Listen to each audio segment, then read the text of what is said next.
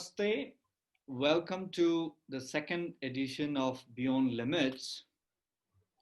Today we have a very special guest, Fred Maahs, all the way from US. Good morning, Fred, and welcome to our show. Namaste. Good morning. Thank you for having me, Pankaj. It's just wonderful to be here. For the benefit of our viewers, let me introduce you. Fred Sure. is the president of FJM Solution. He is also the editor of Melonze, Accessibility for All magazine. Fred was paralyzed at the age of 18 in 1980. Now let's hear from Fred. How did he overcome his challenges? Fred. Sure. Well, thank you for that introduction, Pankaj. So for me, I was 18 years old, as you mentioned, just 4 days before going off to college, the first day of college, when I had my accident and was paralyzed. And with a lot of support from my family, my friends, and encouragement, I was determined that after I got out of the hospital, and I spent 7 months in the hospital learning how to get strong and to become as independent as possible using a wheelchair. But I was determined that after I got out of the hospital that I would still go to college. But the college that I was originally going to go to was not accessible. This was 10 years before the Americans with Disabilities Act.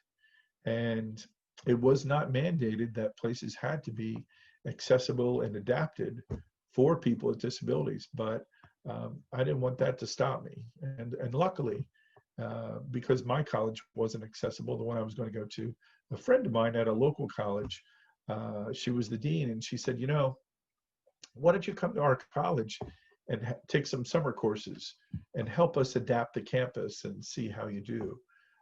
And that's what I did. I took some summer courses over the course of the summer. I helped to adapt their campus so it would be accessible for people like me. And then in the fall, I enrolled full time.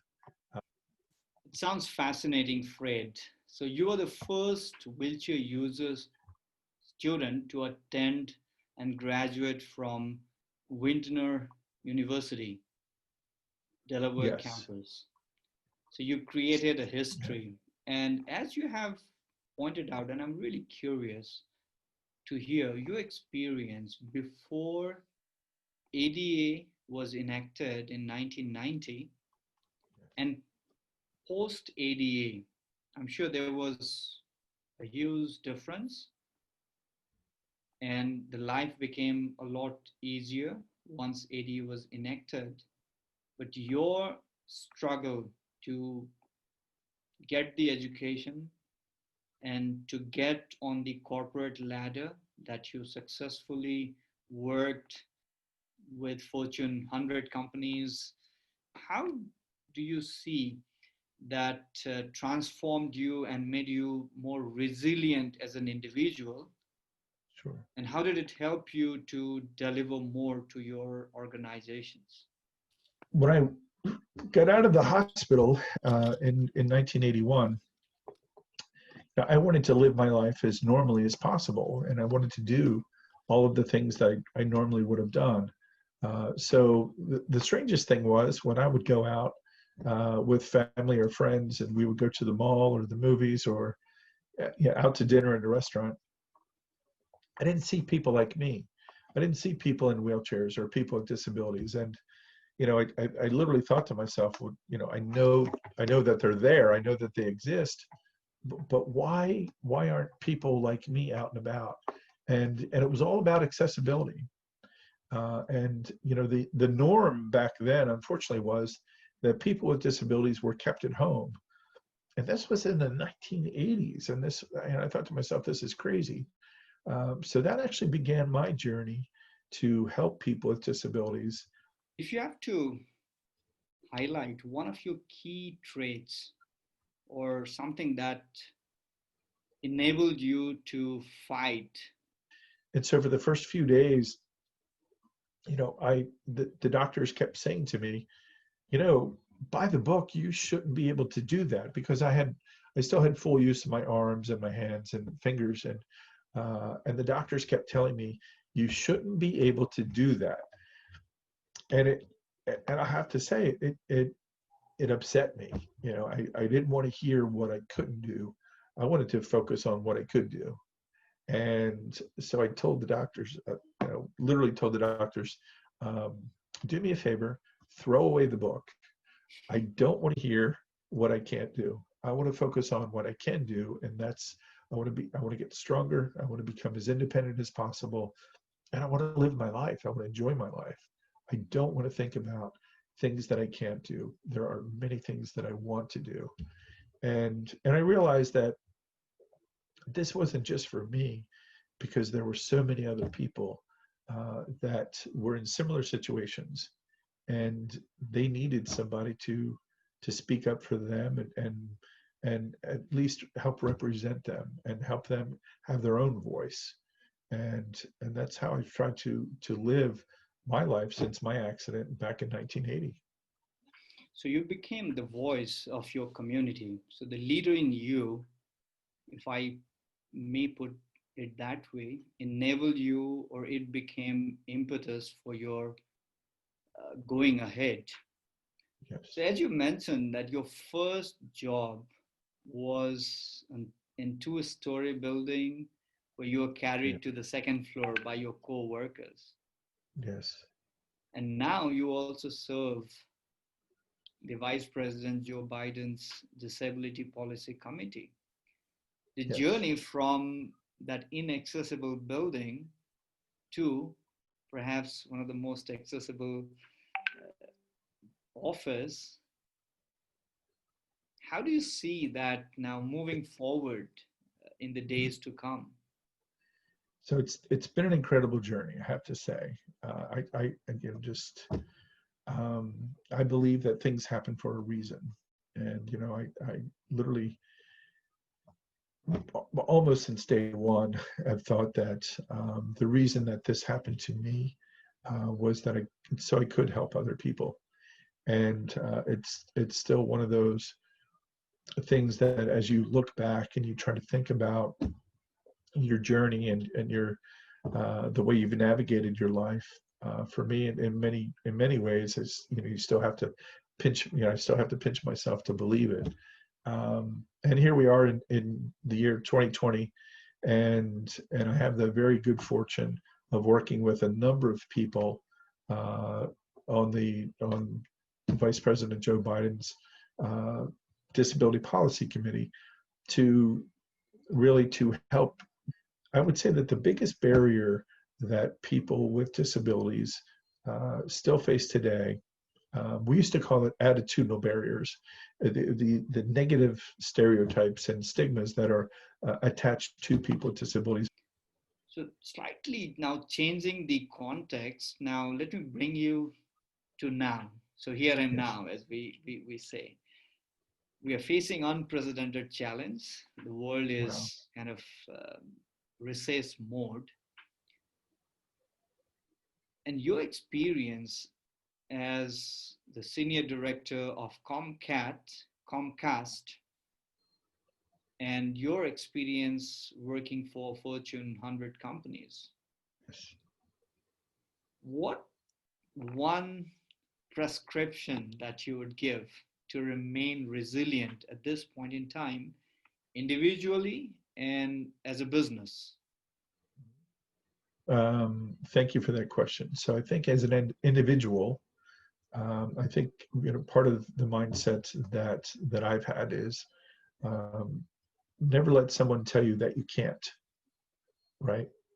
And always try to find ways so that you can focus on the positive, focus on the things that you can do, the things that you can help innovate and um, and achieve. And for a company, again, I would go back to making sure that you look at a more broader perspective, a more global perspective of the communities that you are providing a service for or a product to, um, your company's makeup, the composition of your employees should represent the community that you're serving.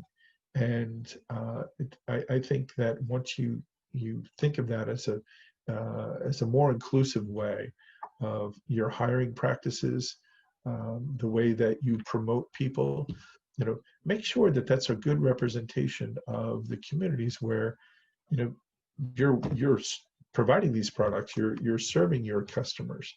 Otherwise, it's not going to work. It's not. You're setting yourself up for failure. So inclusion is the key, whether it's internal marketing or external marketing. Yes. Now, I would like to remind you or take you back to 2013, August Yes. 28th.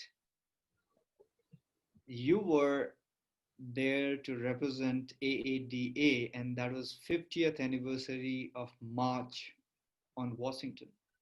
So on Yes. that day, you shared stage with President Obama, President Clinton, President Jimmy Carter. So how did you feel? And did you feel special or you felt absolute normal that this was the payoff? So this was the 50th anniversary of the March on Washington. Um, so the 50th anniversary of when Martin Luther King marched in 1963 on Washington and gave his famous "I Have a Dream" speech regarding civil rights. And in 2013, as the chair of the board for the American Association of People with Disabilities, I was asked to represent the nation's disability population and speak on the steps of the Lincoln Memorial about disability rights. And it was the first time that the disability population was included. So it was surreal, to say the least, and it was interesting. Um, um, so many different emotions that day as one of the speakers. You know, disability rights are human rights, and Dr. King spoke about that, where he spoke about that. It wasn't just about ethnic rights when he spoke, and black versus white. It was about all rights, all people, and including people with disabilities. So for me, no matter what our color, our religious beliefs, our ability, our sexual preference, you name it, we're all people first. And so I think once people start to treat each other as people first, and not putting labels on them or categorizing them, I think the world would be in a much better place, where we all should be helping one another, because we're only here, for just a millisecond. If in the big, if you think about it in the big picture of time and space. So while we're here, we should make the best of it, and try to help each other, and make things better for people who aren't as fortunate as many of us are. So You can see Buddha at the back. So it is yes, the message of compassion, tolerance, and message of love. I think that is very yes, powerful. Yes, it is. The right is not only for it's a human right, right?